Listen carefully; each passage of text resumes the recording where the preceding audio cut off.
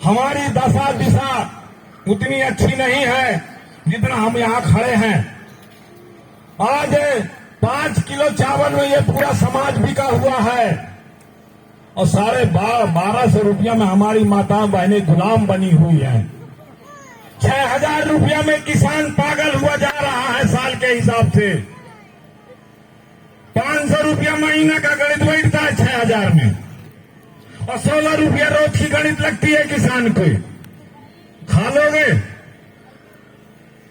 6000 पाने वाला किसान जो प्रधानमंत्री मिलता है, खा लोगे? फैसला आपको करना है, रास्ता हमको बताना है। हम कोया दूर गोड़वाना महासभा के पेट से निकले हैं। हम राजनीतिक एजेंडे पर बात करते हैं। आज राजनीति के बिना ये समाज अधूरा है, शिक्षा के बिना समाज अधूरा है, आर्थिक उन्नति के बिना समाज अधूरा है, हमारी सामाजिक एकता के बिना समाज अधूरा है। इसका फैसला यहाँ की बैठी हुई जनता, बैठी हुई मातृशक्ति, पितृशक्ति, इसका फैसला आपको करना है। आप यहाँ मंच लगाए हैं, पैसा लगाए हैं, जेब से पैसा लगाए हैं और मेहनत किए हैं, तो आज इतने आदमी आए हैं। इतने आदमी आने के बाद भी हम प्रसन्न हैं कि ये जिंदा कौमें इतनी अभी व्यवस्था लेना है और कैसी शिक्षा चाहिए। हमारे अधिकार मिले हैं प्रजातंत्र में, भारत के संविधान में, आपको सभी को मालूम होना चाहिए। मौलिक अधिकार मिला, आरक्षण का अधिकार मिला, मौलिक अधिकार मिला हमको अपने विचार प्रदान करने का। हमें किसी भी धर्म में रह गए आस्था में पूजा पाठ कर सकते हैं। बोलने का अधिकार मिला, हमारे मौलिक अधिकार है 5। आरक्षण का अधिकार मिला, शिक्षा का अधिकार हमको चाहिए, नौकरी में आरक्षण चाहिए, नौकरी में प्रमोशन का आरक्षण चाहिए। और जो आज आपका विधायक और सांसद यहाँ बन के घूम रहा है, वो भी आरक्षण से घूम रहा है।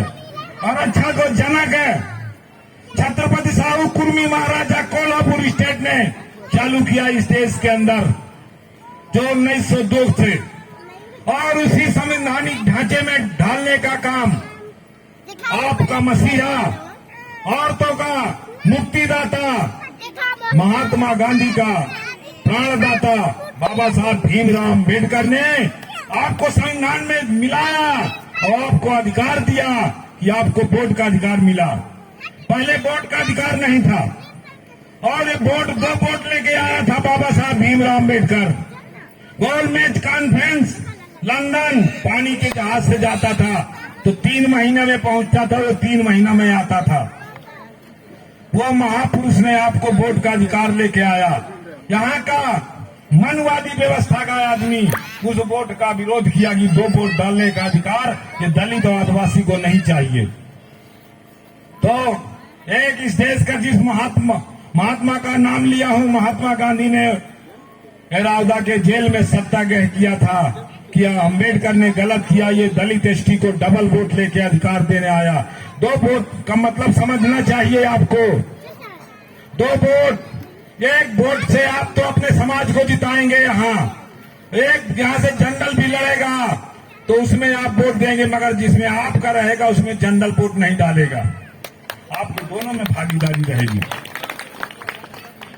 जब महात्मा गांधी भूख हड़ताल अनशन पर बैठ गया और मरणासन्न अवस्था में आ गया तो महाराष्ट्र गुजरात की धरती में दलितों के साथ कत्लेआम होने लगा।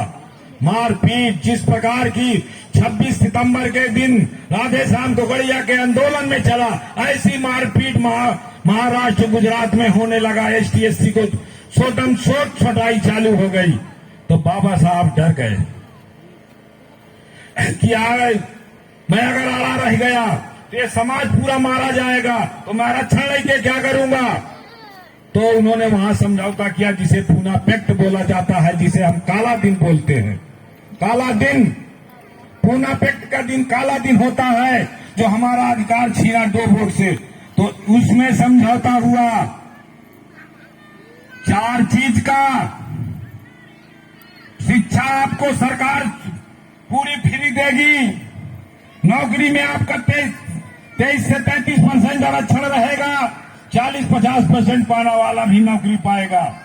आपका जो जनसंख्या है, आपकी जनसंख्या 15 करोड़ इस देश के अंदर है। 15 करोड़ जनसंख्या है और 24 करोड़ में दिल्ली की सरकार बन जाती है पूरे हिंदुस्तान की। आपके वोट का वो महत्व है। जिस दिन ये 5 करोड़ आदिवासी इधर से उधर हो जाएगा, जो दिल्ली में बैठा हुआ नरेंद्र मोदी 6,000 दे रहा ना, वो जमीन में गड़ जाएगा। आपकी वोट के दम पर रुका हुआ है। जिस दिन आप निर्णय कर लें कि 6,000 में भीख मांगने वाला 1,000 रुपया चाहिए, या आपको जूठन के नाम से 1,250 रुपया देने वाला काम चाहिए, आपको फैसला आपको करना है, हमको नहीं। इसलिए मैं इस मंच से मैं आह्वान करता हूं, आप लोग चुनाव के टाइम में जो 500 रुपया बिरयानी में बिकते हो, वो बिकना बंद कर दो। जिस प्रकार बेटी को बेचने का काम नहीं करते हो, उसे वोट भी बेचने का काम बंद करो। अपना प्रतिनिधि सही चुनो। सैमा मार्को पैगाम ध्रुवे के नाम से वोट डालते हो। जब पुलिस थाना में जाते हो तो पुलिस वाला पैसा मांगता है। राजस्व में जाते हो तो तहसीलदार पटवारी कानून को पैसा मांगता है। अस्पताल में जाते हो तो वहां पैसा मांगता है। क्यों मांगता है? इसलिए मांगता है, जब वोट का टाइम आता है तो 500 रुपया, 300 रुपया, 1,000 रुपया बिरयानी भी खाते हो तो पैसा न मांगेगा। 100 करोड़ रुपया लगा के जो जीत के जा रही है या जा रहा है या जाएगा, तो वो पैसा कहां से निकालेगा? आपके चमड़ी से, आपके पसीना से निकालेगा और टैक्स लगा के आपके जमीन से निकालेगा। और जो ये समाज में जो कुछ बिकाऊ लोग हैं, इनको आपको चिन्हित करना पड़ेगा। जो समाज बिकाऊ होता है वो समाज कभी टिकाऊ नहीं होता। मैं आज लिख के दिए देता हूं 100%। अगर बिकने वाला समाज बनना है तो रोज बिकिए, रोज बिकवाइए। ये आपका शरीर है, आपका धन है, आपका मन है, हमको कोई आपत्ति नहीं।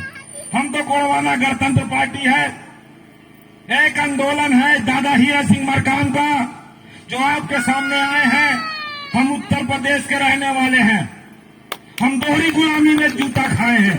आपको तो एक ही गुलामी मिली है, सिर्फ गुलामी अंग्रेज की मिली है। ब्राह्मण ठाकुर की गुलामी, आप मनवाद ब्राह्मणवाद व्यवस्था की गुलामी आपको नहीं मिली है। हम तो दोनों गुलामी खाए हैं। हम तालाब से पानी नहीं पी सकते थे। हमारे बहन माताएं ब्लाउज नहीं पहन सकती थी, खुला छाती चलना पड़ता था, उसमें टैक्स लगता था। शुद्धिकरण की व्यवस्था थी सनातन धर्म में, हिंदू धर्म जिसे बोला जाता है। शुद्धिकरण का मतलब समझते हो? समझ लेना, बाद में बताऊंगा, सब साइड में आओगे तब। सती प्रथा चलती थी, आदमी के मर जाने में जिंदा औरतों को जला दिया जाता था। दादा तो लगा दिया जाता है, ओम नमः शिवाय भगवते देवाचार्य जम्बे उत्तराखंड मध्य स्वाहा, जल गया। एक जिंदा महिला को जला दिया जाता था सती के नाम से। कन्या वध, बाल वध, गंगा प्रवाह, काशी करवट, जगन्नाथ यात्रा पर 50 क्रूर नीतियां इस देश के अंदर चल रही थी। दासी प्रथा, लम्मा प्रथा, वैश्या बनाने की प्रथा, मंदिर के 4-7 चक्कर लगाने के बाद वहां की वो दासी बन जाती थी।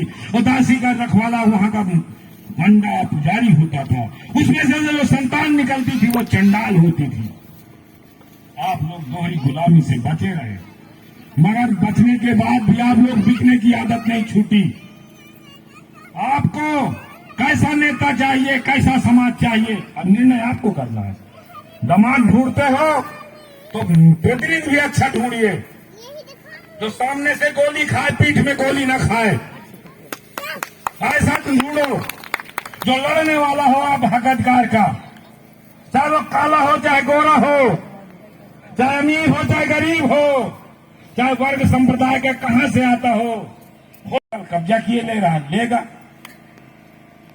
अभी तो गांव खाली होंगे, आपके साथ तो अभी बहुत कुछ होगा। आपने तो अभी समय नहीं देखा, और ये समय को रोकना है तो आपके पास एक ही हथियार है, वो वोट का। भाई बंधु नाथ रिश्तेदार जात पात परवात मासी माई दादा काकी चाची के घर घर संदेश भेजो। ये दलाल टाइप के आदमियों को हमको वोट नहीं देना है। और चिन्हित करो वो दलाल कौन है जो तुमको वोट, अपने आदमियों को वोट से पैसा खरीदवाता है। तुम्हारे ही समाज का आदमी दलाल है। हर गांव में चिन्हित करिए वो कौन है जो हमारे वोटों को खरीद फरोख्त कराता है दलाल। वो आपको चिन्हित करना पड़ेगा। यहाँ कोई ब्राह्मण ठाकुर बनिया नहीं चिन्हित है, आपके ही समाज से चिन्हित होगा। आज यह जो सभा लगी है, यह सामाजिक चेतना और राजनीतिक चेतना के लिए लगाई गई है। यह सामाजिक चेतना नहीं आएगी ये समाज में तो अंधविश्वास के दायरे में आप भटकते रहोगे। भाग और भगवान के नाम से जीने वाला आदमी कभी कर्मशील योद्धा नहीं हो सकता। ये मेरी सोच है। आपको विचार इस बात पर करना है। 1857 की क्रांति में इनका जाना हुआ। 1857 के क्रांति में एक शासक और खत्म हुआ। उसकी भी कहानी बताता हूं, जल्दी कोई नहीं बताता। उसका मुगल सल्तनत का अंतिम शासक बहादुर शाह जफर, दिल्ली का अंतिम शासक बहादुर शाह जफर। ये बलिदान, एक वो बलिदान, अंग्रेजों ने उसे रंगून की जेल में रखा, हथकड़ी बेड़ी लगा के, और उसके चारों बेटे को गर्दन काट के थाली में परोस के रंगून की जेल में बहादुर शाह जफर के सामने पेश किया। अंग्रेज ने बोला,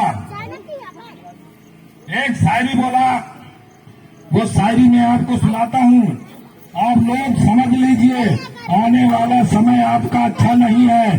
अगर आपने समय पर नहीं चौंके और नहीं जगे तो आने वाला समय आपको माफ नहीं करेगा।